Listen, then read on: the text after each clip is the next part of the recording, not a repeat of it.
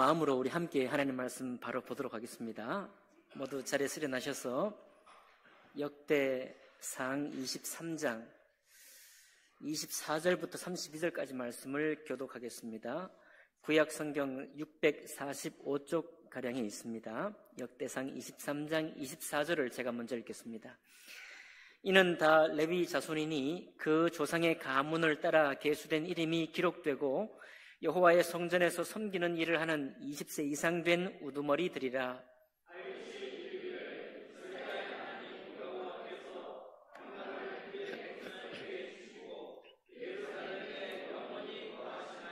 레위 사람이 다시는 성막과 그 가운데에서 쓰는 모든 기구를 맬 필요가 없다 한지라.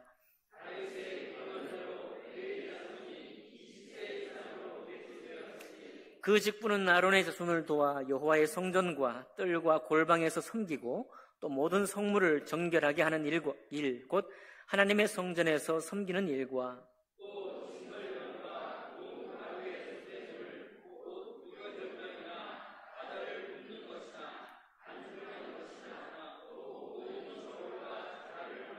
아침과 저녁마다 서서 여호와께 감사하고 찬송하며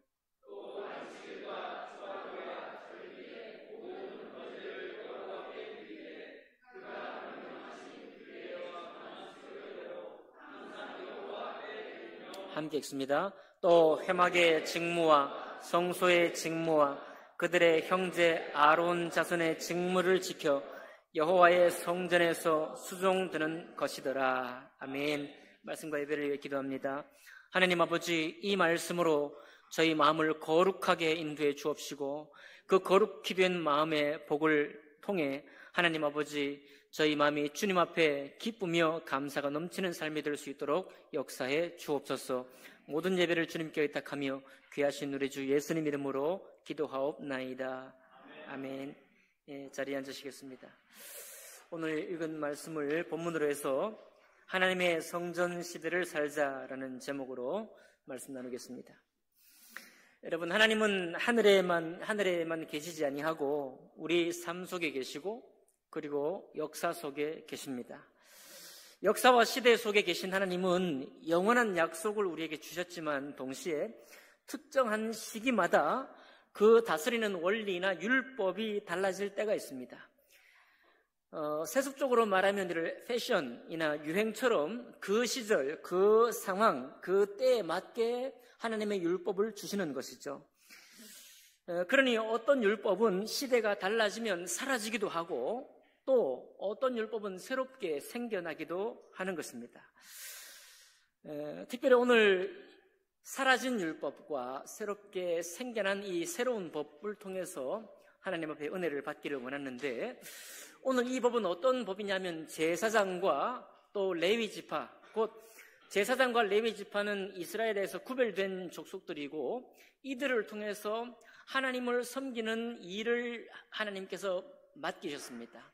하나님의 율법을 통해서 레위지파 사람 아론의 후예들을 제사장 삼으시고 그 제사장이 성막의 일을 볼 때 그 성막의 모든 일을 돕는 사람들로 세운 지파가 레위지파 사람들입니다.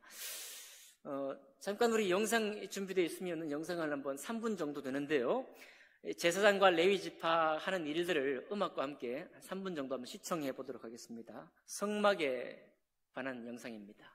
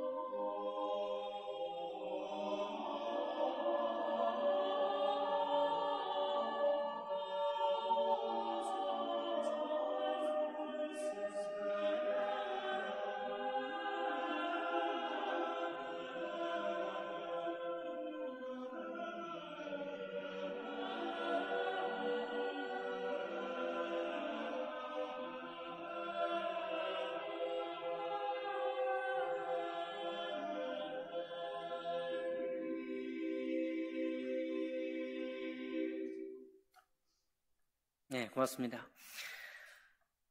오늘 우리가 나눌 말씀은요, 저 성막의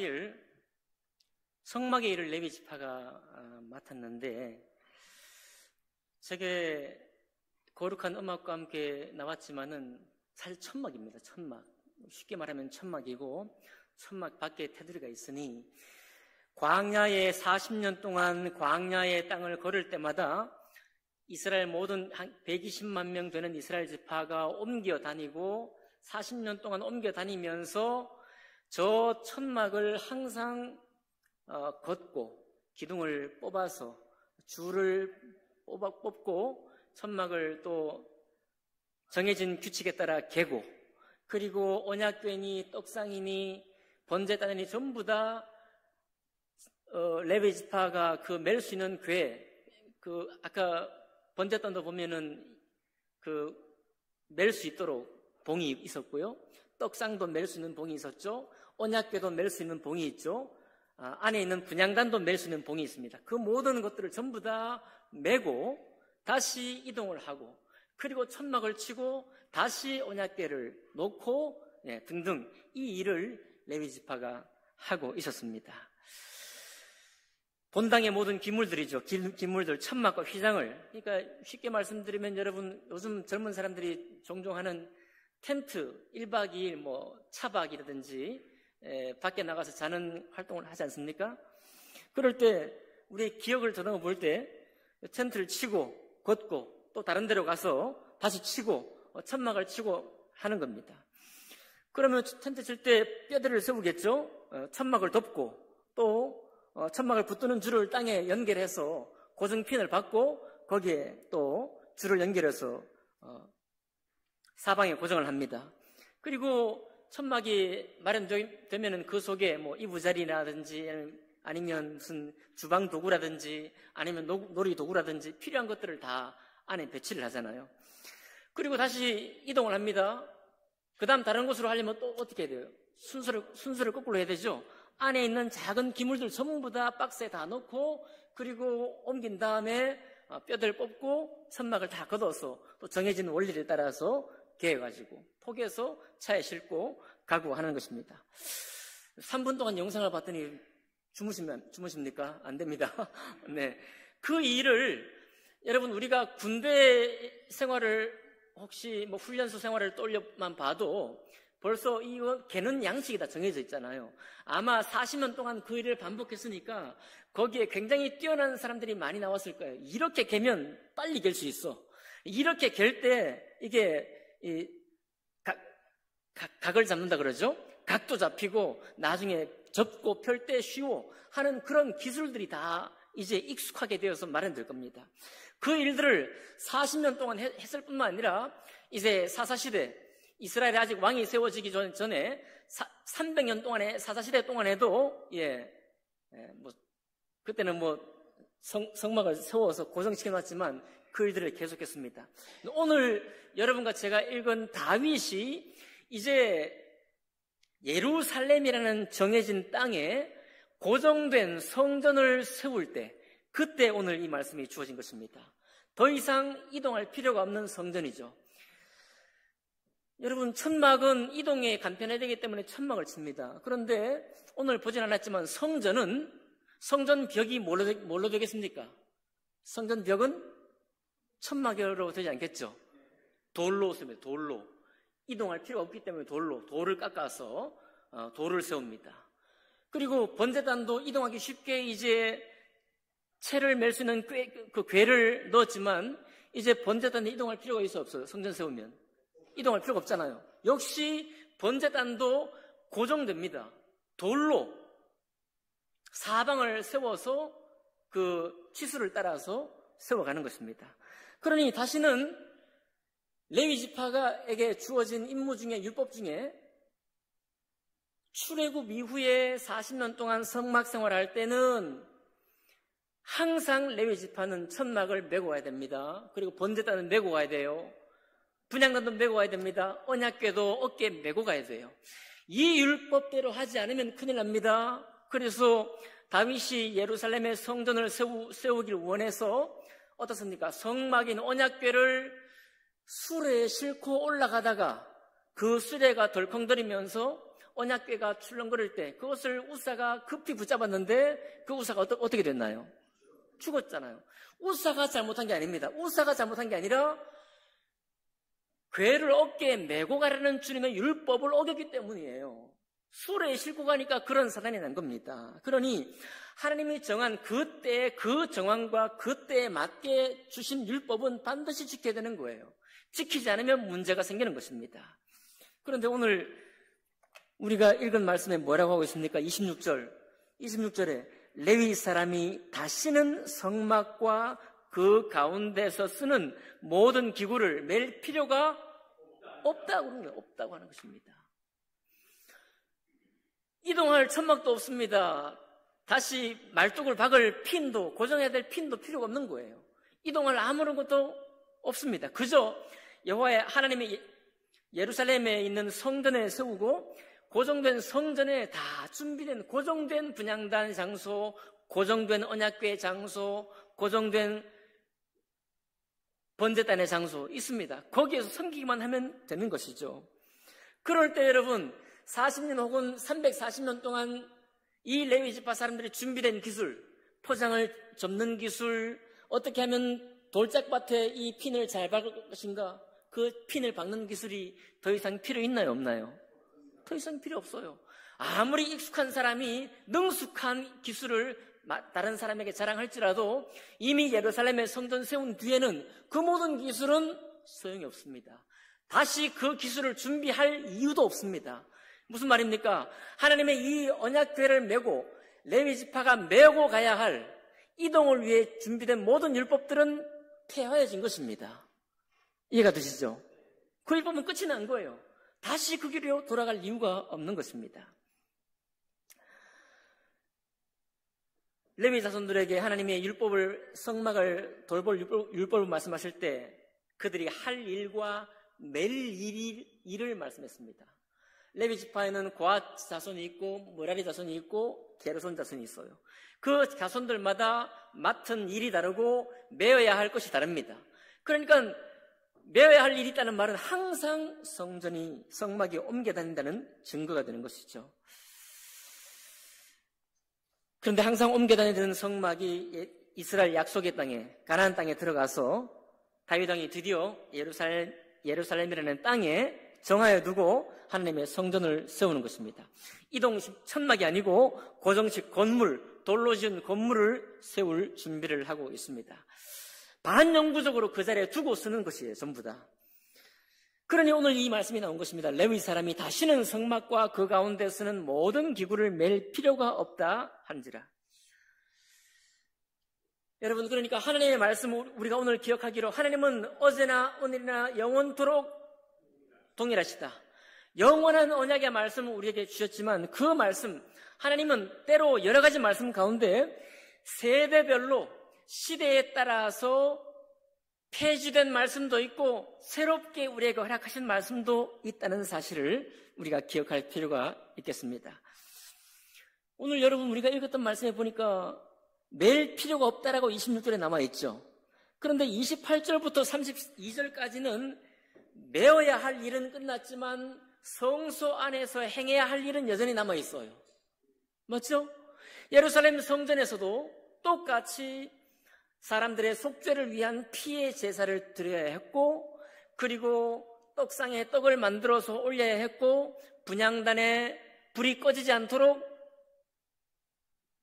촛대에 불을 밝혀야 했고, 제사장은 항상 성소, 지성소에 들어가서 1년마다 한 번씩 짐승의 피를 흘려서 피 흘림이 없으면 사함이 없느니라. 피 흘림이 없은즉 용서받지 못한다라고 하신 그 말씀을 쫓아 1년에 한 번 모든 이스라엘 백성의 죄를 용서하기 위해서 대제사장은 들어가야 했습니다. 바로 그 일들, 아침 저녁마다 찬송하는 일, 아침 저녁마다 제사를 드리기 위해서 짐승을 잡고 피를 흘려서 속죄하는 일, 그리고 짐승을 각을 뜨고 모든 배설물들을 치우는 일, 이 모든 일들은 항상 했던 겁니다. 광야 성막이나 예루살렘 성전에서나 동일하게 했던 일이에요. 그런데 여러분, 그 모든 일들, 되게 수고로웠지 않겠습니까? 많이 수고로웠을 거예요. 사실 이것을 우리의 삶에 비교해보면 이 성막의 세월이나 성전에서 짐승의 피를 잡았던 것은 어떻게 우리가 적용할 수 있는가? 하나님의 은혜를 알지 못한 채로 우리의 선함과 우리의 행실을 가지고 신에게 용납되기를 바라고 하나님과 화목되기를 바라는 모든 사람들이 이 땅에 사는 행실과 같습니다. 이 땅에 사는 모든 성심을 다해서, 마음의 성심을 다해서 사람뿐만 아니라 신께 받아들여지고자 하는 그런 마음으로 하는 행실과 같아요. 많은 사람들이 여기 구약 제사장과 예배지파도 두려움을 가지고 성전을 섬깁니다. 잘못 율법에 어긋나게 섬기면 죽임을 당하기 때문에 그렇죠. 왜요? 왜 죽임을 당합니까? 거룩하다 인정받지 못하기 때문이에요. 우리에게는 죄가 있기 때문에 그 죄를 성전에서나 성막에서 섬긴 동안에 정해진 율법대로 섬길 때 하나님이 그 죄를 보지 않는 것입니다. 그러니 섬길 때도 두려움 가지고 섬기는 거예요. 예루살렘 성전에서도 왜 정해진 율법대로 섬겨야 합니까? 대제사장이라 할지라도 그의 죄가 아직 용서되지 않았습니다. 먼저 사람들의 죄를 속죄하기 위해서는 자기의 죄부터 먼저 씻어야만 했습니다. 그리고 정해진 율법대로 섬기지 않았을 때는 지성소에서 죽어 나오는 것입니다. 살아나오지 못하는 거예요. 왜 그렇습니까? 모든 사람의 죄가 속죄되지 못한 시절이기 때문에 그렇습니다. 석 달 전에 나는 죄가 없습니다라는 제목으로 말씀을 전했습니다. 이 시간에. 그래서 유튜브에도 동일한 이름으로 설교가 올라가 있어요. 나에게는 아무런 죄가 없습니다라는 제목으로. 그랬더니 거기 누군가가, 제가 알지 못하는 누군가가 댓글을 달아놨습니다. 그렇게 말하는 네가 바로 죄인이다, 이렇게 댓글을 달았더라고요. 그렇게 말하는 네가 죄인이다. 우리가 다 이해할 수 있는 말이죠. 죄가 없다는 게 말이 되느냐? 죄가 없다는 게 말이 되느냐? 너 그대로 어떤 행실, 어떤 성심껏 다 한다 할지라도 너에게 죄가 없다는 게 말이 되느냐? 나는 아무런 죄가 없습니다라고 올려놨더니 그런 댓글을 달았어요. 제가 지우지도 않았습니다. 그 댓글이 저에게 하는 말이 있기 때문에. 죄가 없다는 게, 죄가 없다고 말하는 네가 바로 죄인이다. 여러분, 죄 없다라고 용서받은 우리가 서로에게 대해서, 아니 이 땅 사람들에 대해서, 여러분 직장 삶을 통해서, 가정생활을 통해서, 때로는 교회 성도의 교제를 통해서 우리가 얼마나 많은 죄를 보며 잘못을 봅니까? 거짓을 보며 위선을 봅니까? 그것을 바라보면서 우리도 모르게 젖어드는 생각이 뭐냐면, 어떻게 죄가 없다고 말할 수 있느냐? 어떻게 죄가 없다고 말할 수 있느냐? 오히려 예수 그리스도의 대속이라는 말이 오히려 우습게 생각이 들 때가 있다는 것입니다. 그러니 사람들이 얼마나 주님의 용서를 알지 못하는 사람들이 비록 자기를 위해 살면서도 얼마나 신에 대한 두려움이 있겠으며 그 신에 대한 두려움을 없이 하기 위해서 나름대로 얼마나 최선을 다하며 살겠습니까? 그런 사람들이 교회 다니는 그리스도인이라는 사람들을 볼 때 우스운 거예요. 야, 내가 이렇게 근심하며 때로 내 마음에 죄가 없기를 위해서 최선을 다해서 이웃을 섬기고 때로는 기부도 하고 휴지 아무 데나 버리지도 아니하고 또 많은 사람을 돌아보고 나의 주어진 한계가 있지만 그래도 어떻게든지 사랑하려고 이렇게 힘쓰며 살고 있는데 너는 어떻게 죄가 없다라고 그렇게 함부로 말할 수 있느냐, 이렇게 말하지 않겠습니까? 이게 바로 구약 같은 삶이에요. 우리가 성막이 되었던 예루살렘의 성전에서 제사를 드리든지 간에 모든 사람들이 자기의 죄 문제에 해결되지 못했기 때문에 그 죄를 지고 살아가는 모습입니다. 그것을 일컬어서 여러분과 제가 공부하고 있는 성경교재에 종교로도 주님께 나가지 못합니다. 우리의 선한 행실로도 하나님께 나아가지 못합니다. 우리의 뛰어난 철학으로도 하나님께 나아가지 못합니다. 이 땅의 어떤 수고를 통해서도 하나님께 나아가지 못합니다 라고 말하는 그 이유가 되는 것입니다. 여러분, 그 까다로운 제사법을 매년마다 절기마다 지키기 위해서 1년에 3차례 이상이나 예루살렘으로 모든 사람이 모입니다. 예루살렘 성전에 모여서 자기의 속죄를 받고 하나님의 축복을 받기 위해서 그렇게 모여들었습니다. 얼마나 오랫동안 그랬을까요? 약 1500년 동안 그랬습니다. 모세에게 율법을 주실 때부터 기원전 500년대 남유다 예루살렘 성전이 완전히 멸망되고 난 이후에 예수님 오시기까지 400년, 도합 1500년 동안에 이스라엘 백성들이 그렇게 성막을 옮겨다니면서 말뚝을 받고 천막을 치고 다시 걷어내고 또 옮겨가고, 그리고 1000년이 지나서 예루살렘의 성전을 다시는 이동할 필요가 없는 성전을 세워서 거기에서 하나님께 대한 제사를 드리면서 하나님의 축복을 바랬던 삶이었던 것입니다. 이것이 언제까지입니까? 이 율법이 또한 언제까지겠어요? 여러분, 궤를 메고 성막을 메고 다니는 율법은 예루살렘의 성전이 세워질 때 끝이 났습니다. 그러나 그 속에서 했던 일은 여전히 계속되고 있었습니다. 짐승의 피를 뿌리고 제단불에 바르고 저들을 속죄하기 위해서 했던 그 모든 일은 1500년 동안이나 계속되었던 것입니다. 그런데 여러분, 그 일이 끝난 거예요. 그 일이 예수 그리스도를 통해서 끝난 것입니다. 우리의 무슨 번거로운 일을 위해서가 아니라 어떤 일을 하더라도, 어떤 속죄를 하더라도 1년에 한 번씩 우리의 모든 죄를 속하는 짐승의 죄를 뿌리더라도 그 효력은 1년밖에 가지 않는 거예요. 작년에 지은 죄밖에는 속죄하지 못합니다. 영원한 속죄를 받지 못해요. 영원히 하나님께 나아가지 못합니다. 영원히 하나님과 화목된 확신을 가지며 살 수가 없습니다. 그러니 종교 생활을 하든 세상의 생활을 하든 그 죄의 짐이 우리 양심을 계속 누르게 되는 것입니다. 그런데 바로 그런 사람들을 위해서, 그 불쌍한 사람들을 위해서 하나님께서 태초부터 계획하신 예수 그리스도를 우리에게 보내주셨습니다. 그분이 행하신 일이 무엇입니까? 그분이 행하신 일이 뭐예요? 1년마다 드리는 짐승의 피를, 그 제사를 없이 하기 위해서 당신의 몸을 제사로 드린 것입니다. 당신의 몸을 영원히 보배로운 피, 영광의 피. 어떻게 사람이 죄 없다고 말할 수 있느냐? 모든 사람이 그렇게 손가락질하면서 예배드리면서 주일날 예배드리고 일주일 동안 죄 지려고 그러지. 일주일 동안 지은 죄 주일날 하루 그냥 용서받고 또 죄 짓고, 그게 그리스도인들 아니냐? 이렇게 비아냥거리는 세상을 향해서 우리는 말할 수 있습니다. 맞습니다. 우리가 예배를 어떻게 드렸든지 간에 우리의 죄는 예수 그리스도께서 당신이 모든 인생의 죄의 제물이 되셔서 그 모든 저주를 담당하시고 주님의 죄 없고 흠없는 보배로운 피를 흘리셔서 제단불에 피를 바르는 것이 아니라 그분의 의로운 몸에 피를 흘리셔서 온 땅에 하나님의 형상으로 지어진 모든 사람들의 피를 단번에 속죄하셨습니다. 그 속죄를 믿음으로 받는 모든 사람의 죄가 믿는 그 순간에, 이 예수 그리스도를 영접하는 그 순간에 영원히 속죄함을 받는 것입니다. 이것이 왜 은혜입니까? 우리가 교회를 섬깁니다. 우리도 섬길 일이 많습니다. 우리도 섬길 일이 많아요. 여러분이 예배 드릴 때 저게 뭡니까? 햇빛을 가리는 것이 블라인드인가요? 네. 저 블라인드도 쳐야 되고, 또 예배 끝나면 올려야 되죠. 찬양대 준비하려면 청소해야 됩니다. 또 에어컨 켜야 돼요. 교회 예배를 드리는 일도 많아요. 엄청 많습니다.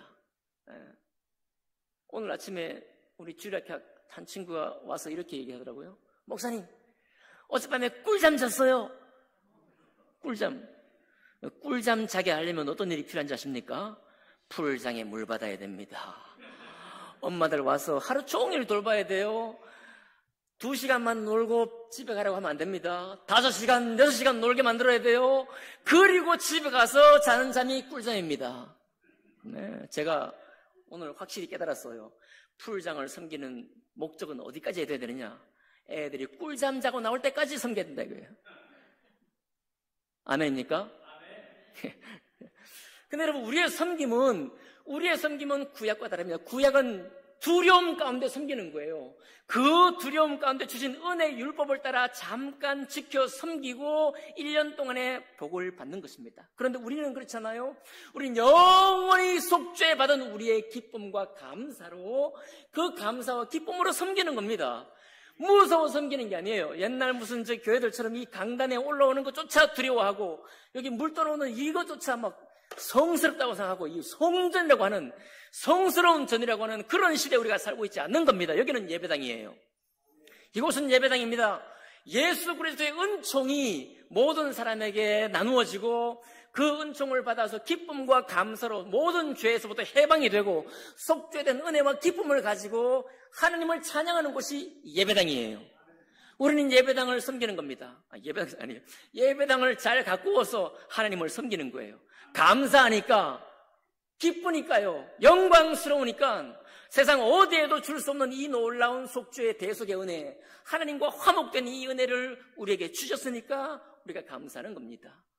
이거를 뭐고를 계속 종교생활을 한다든가 이것이 없이 세상에 나가서 세상 살면서 야 기독교인들 죄 짓더라 하면서 죄 안 지으려고 계속 노력하면서 어떻게 하든지 내가 알고 있는 그리스도인보다 더 선하게 살려고 애를 쓰는 사람들 많습니다.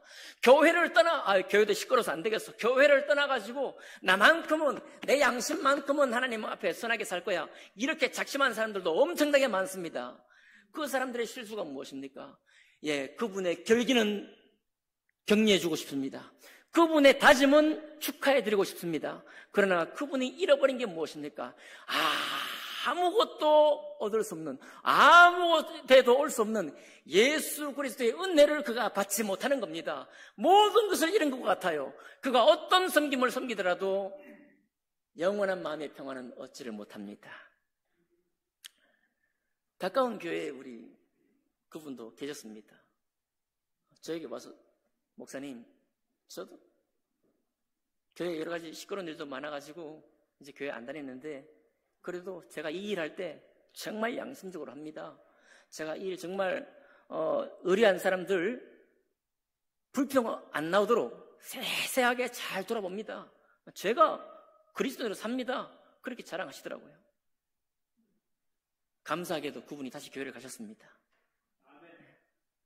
교회를 다니느냐 마느냐의 문제가 아니에요. 이 은혜에 대한 믿음이 있느냐가 이것입니다. 이 믿음을 가지고 마음의 기쁨과 감사와 눈물의 고백이 있느냐, 감격이 있느냐, 이런 고백이에요. 여러분, 그러니까 예수께서 이미 성전의 연못까지 폐하신 거예요. 레위지파가 매던 궤를 매던 율법이 폐했던 것과 같이, 예루살렘 성전 세울 때 그 율법을 폐한 것과 같이 예수 그리스도 오셨을 때는 성전을 세우던 모든 율법이 폐하여진 것입니다. 없어진 거예요. 다시 제사장이 어떤 옷을 입어야 할지, 레위지파가 어떻게 성전을 떡상을 펼치면서 섬겨야 될지 그런 것으로 돌아갈 이유가 없는 것입니다. 하등 이유가 없는 거예요.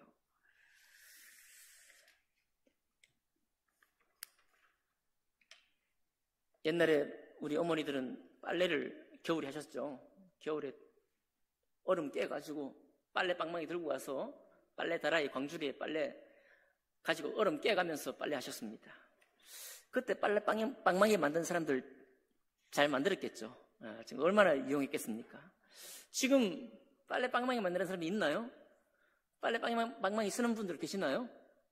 빨래판은 그래도 좀 옛날에 또 마당에 이 끝 저 끝까지 빨랫줄을 길게 늘어뜨리고 그 가운데 빨랫대 맞나요? 받침대, 장대 뭐든지 썼습니다. 그거 하러 산에 올라가는 사람 있습니까? 없잖아요. 세탁기가 있으니까. 그죠?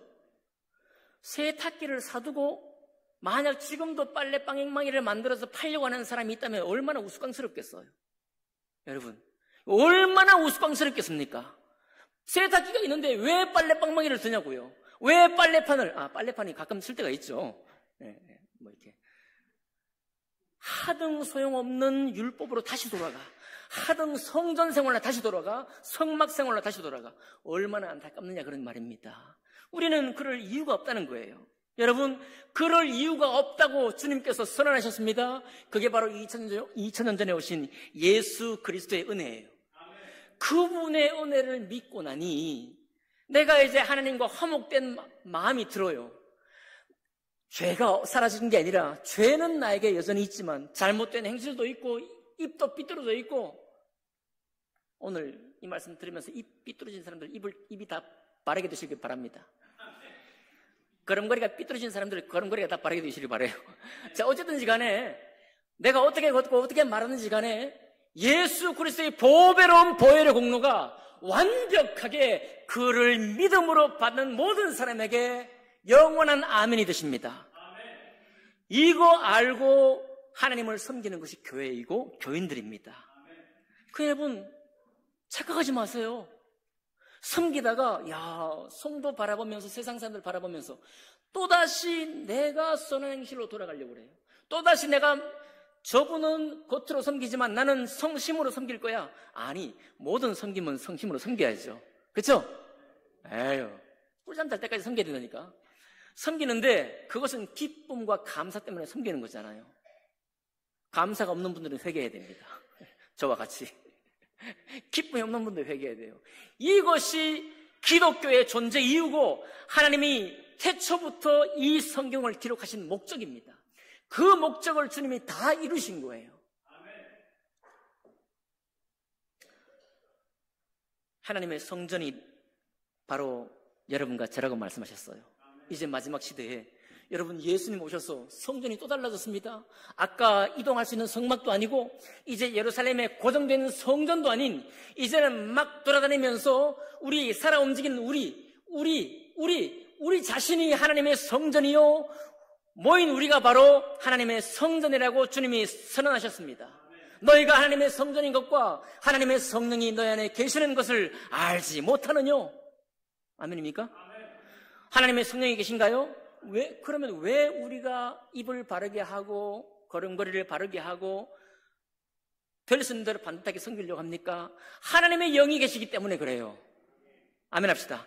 하나님의 영이 나에게 기쁨 가운데 그것을 선하다고 말하기 때문에 내가 그 일을 하는 거예요. 그러니까 섬기는 건 자연스러운 것입니다. 섬김이 자연스러움이 되고, 물론 때로는 피곤도 하죠. 우리 오늘 작년 2부에서 음식을 준비했습니다. 안 해본 싱크대에 가보니까요, 허리가 아픈 거예요. 청년들이 허리가 아프다고 얘기했을 때 귓등으로 들었습니다. 미안해요. 해보니까 한 15분 했는데 허리가 아파요. 진짜. 집사님들 참고해 주시기 바랍니다. 네. 교회 섬기는 게 왜 어려움이 없습니까? 힘들죠. 또 다 압니다. 우리가 섬김이 어렵습니다. 그런데 그 모든 섬김의 어려움을 서로 나누면서, 하지만 무엇을 회복하면서? 그리스도의 은혜를 회복하면서 섬기는 거예요. 그러니까 여러분, 우리가 성도가 서로 하지 말아야 될 게 뭐냐? 그리스도의 은혜가 기쁘고 감사하는 쪽으로 우리가 서로를 격려해야 되는데, 그 은혜를 갉아먹으면 안 돼요. 뭐 하면 안 돼요?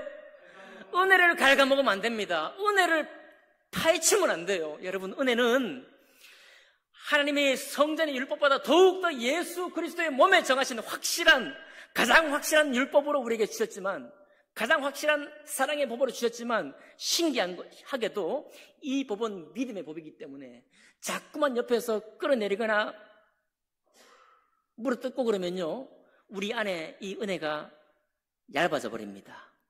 그래서 에베소의 사도 바울이 뭐라고 그랬나요? 서로 불쌍히 여기기를, 너희가 서로 물어뜯지 말라. 물어뜯다가 함께 망할까 염려하라 그랬잖아요. 우리의 연약함 때문이에요. 예수 그리스도의 보배로운 은혜가 연약한 것이 아니라 사람 마음이 연약하기 때문에, 그것 내가 붙들고 있는데 그걸 자꾸 허물어뜨리려고 막 이상한 얘기를 하고 말이죠. 서로 막 비방하고 이렇게 하지 말라고 하는 거예요.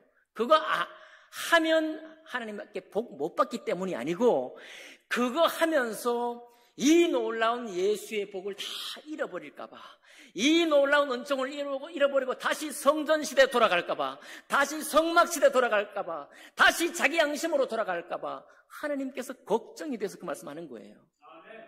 이해가 되십니까? 그러니 우리의 찬양은 예수 그리스도입니다. 예수 그리스도가 신앙생활 하면 할수록 점점 더 영광스럽게 보여야 돼요. 예수님이 하신 일이 점점 더 찬송이 되어야 됩니다. 그래서 여러분, 우리의 신앙이 성장할 때 나오는 찬송이, 여러분 젊은 사람들 찬송가가 싫습니까? 그럴 수 없어요. 찬송가에 있는 그 영혼, 그 영성이 예수 그리스도를 온전히 찬양하는 것이라면 우리는 기쁨으로 찬송가를 배우고 익히며 더 큰 소리로 부를 수 있습니다. 네.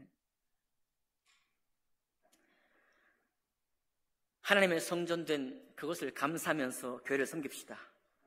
부족하면 부족한 대로, 또 내가 좀 더 있으면 더 잘 섬길 텐데 한다면 기도하고 구하시면 돼요. 그렇게 되면 하나님의 영광이 되는 그런 삶을 우리가 살게 되지 않겠습니까?